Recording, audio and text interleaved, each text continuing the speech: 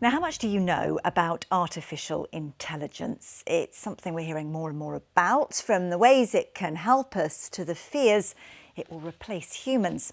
The UK government has been awarding huge sums of money to companies developing AI, and of course last year Bletchley Park hosted the first global summit on AI safety. Our technology correspondent Janine Machin has been looking at all the different ways that it's being used in the East, haven't you, Janine, for a new series, and it starts tonight. Absolutely right, Amelia. Thank you very much indeed. I guess we should start, shouldn't we, with what is artificial intelligence? Of course, it's complex, but in a nutshell, it is a computer system that is programmed to behave in a human-like way by problem solving, predicting, basically working things out.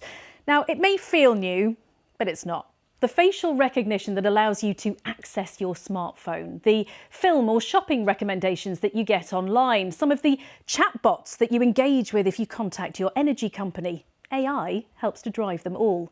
Now, AI needs data, a bit like we need food. It just can't function without having numbers and information to consume and analyse. But there are several types of AI, too many to explain here and now, but most of it works by following a set of algorithms or instructions, a bit like a recipe to get to an end result. But it actually learns from the data it's given, from the mistakes it makes, and it refines its thinking as it goes along, much like you or I would, but crucially, a lot faster. Now, some of it may still seem a bit sci-fi, like the way it's involved in self-driving cars, but it also supports doctors in diagnosing disease. It can predict the weather. It can help us convert spoken speech into written text and different languages. Now, AI has been around since the 1950s, but the sheer amount of data it processes, well, that needs a lot of computing power. But now we have that power, our use of AI and its possibilities is growing. And so over the next few weeks, we're going to look at how it's already being used in our region.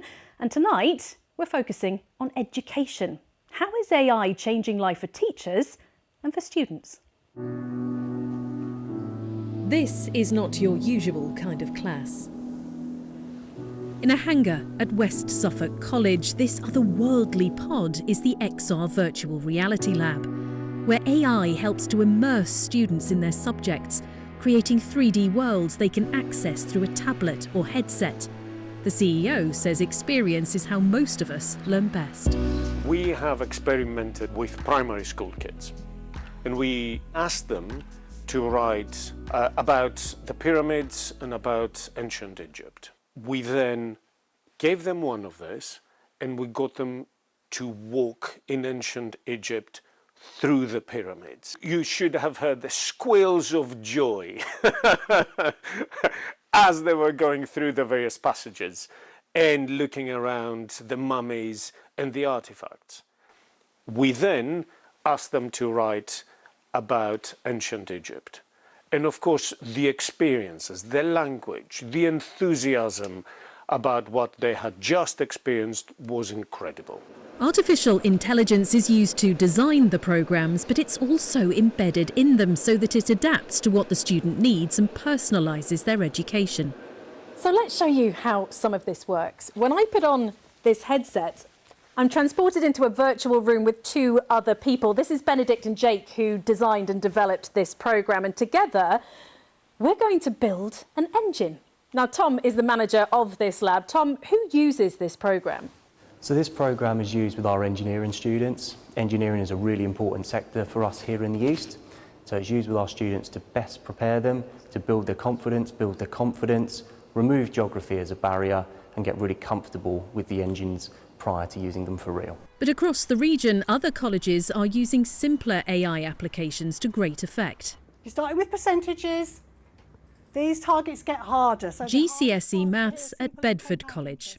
They're using Century Tech, a computer programme which takes students through tasks and modules. It also uses AI to assess their weaknesses and strengths, flagging issues to the teacher and adapting to help develop their understanding. It looks at what they're good at and what they're not so good at, and it gives them more things they're not so good at. It's looking at how they use the cursor. So are they sure about it? Are they thinking about it? That's what it's analysing, how they actually answer the question, how long they take. Because if they know it, they'll just answer it and go on. With dozens of students in each class, the teachers say they couldn't personalise the learning like this without AI. But does it work? We did some analysis of those students that accessed Century Tech in the past and those students that didn't access Century Tech. So we're delivering GCSE provision and we're looking at higher grades, so they're grades 4 and above. Those students that access Century Tech were 5% higher for maths and 10% higher for English. I love it. My grammar was really bad, I'm not going to lie, but when I used Century Tech, I saw how it boosted my confidence in class. You can repeat it if you don't understand it, and also it reminds you of things what you've forgotten. There's no waiting for work to be marked. Students know almost instantly what they've got right or wrong, which also helps to motivate them. But teachers know this technology can also be abused. There are programmes which can write a student's essay for them in seconds. We actually teach the students how to use it correctly. I say to them, you wouldn't ask me to write your work, so we expect the same with ChatGPT. So you would ask me questions, you would ask me for help, you would ask me for advice and guidance, and that's how we treat AI. So use it for research, don't use it for the overall product. Yes, definitely. AI is here to stay. The challenge for educators and the government is how to harness its potential and avoid its pitfalls. It's just fascinating, Janine. I mean, you touched on the pitfalls there. I mean, it's all very well saying to students, don't abuse it, but, you know, is that enough?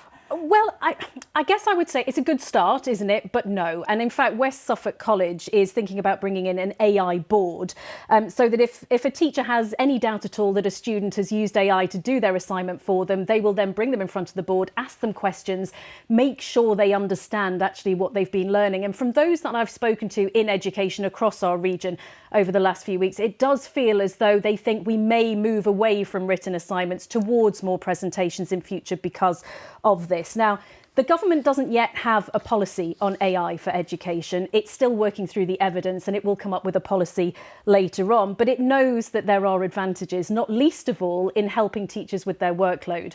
A lot of teachers do their lesson planning in their own time. It takes them hours.